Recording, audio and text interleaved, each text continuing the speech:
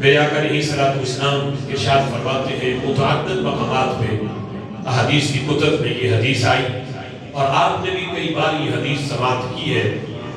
میرے آقا فرماتے ہیں کہ بنی اسرائیل کے 72 فرقے بنے، بنی اسرائیل 72 فرقوں میں بٹ گئے۔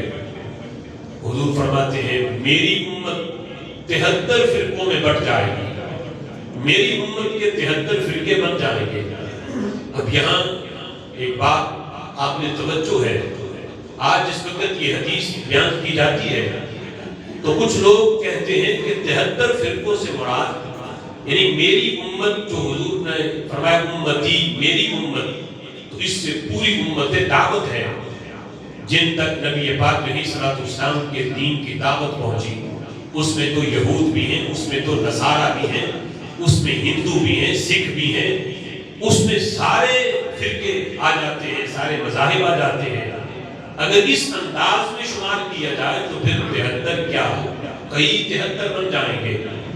تو یہاں جو لفظ امتی ہے، میری امت 73 فرقوں میں بٹ جائے گی، اس سے امت دعوت مراد نہیں، امت اجابت مراد ہے۔ امت اجابت کا مطلب یہ ہے کہ جنہوں نے کلمہ پڑھا، نبی پاک علیہ الصلوۃ والسلام کے دین کو قبول کیا، لا الہ الا اللہ محمد رسول اللہ صلی اللہ علیہ وسلم، یہ کلمہ پڑھ کے دین اسلام کی چھتری کے نیچے آئے، دعویٰ کیا کہ ہم مسلمان ہیں، اللہ کو بھی ایک مانا، اللہ کے محبوب کو بھی رب ذوالجلال کا نبی مانا، یہ مراد ہے۔ فرمایا میری امت 73 فرقوں میں بٹ جائے گی، یہود و نصارہ مراد نہیں، ہندو سکھ مراد نہیں، اور میری امت جو مسلمان ہونے کا دعویٰ کریں گے ان کے 73 فرقے بن جائیں گے۔ میرے محبوب فرماتے ہیں کلہم فی النار، سارے کے سارے جہنم میں جائیں گے الا واحدہ، سوائے ایک کے۔ کلہم فی النار، ان میں صرف ناجی فرقہ، نجات پانے والا، جنت میں جانے والا وہ ایک ہے، بقیہ سارے جہنمی ہیں۔ آج اس حدیث کو پڑھتے ہوئے سنتے ہوئے وہ لوگ توجہ کریں جو کہتے ہیں کہ تم ایسے ہی کسی کو کافر کہہ دیتے ہو، وہ بندہ کلمہ پڑھتا ہے، دیکھو اللہ کو ایک مانتا ہے، دیکھو نماز تو وہ بھی پڑھ رہا ہے، اللہ کو ایک تو وہ بھی مانتا ہے، رسول اللہ کی ذات پر اس کا بھی ایمان ہے، قرآن تو اس نے بھی ہاتھ میں پکڑا ہوا ہے۔ میرے آقا فرماتے ہیں کلہم فی النار، سارے جہنمی ہیں الا واحدہ، سوائے ایک کے۔ ایک فرقہ ناجی ہے، ایک فرقہ نجات پانے والا ہے۔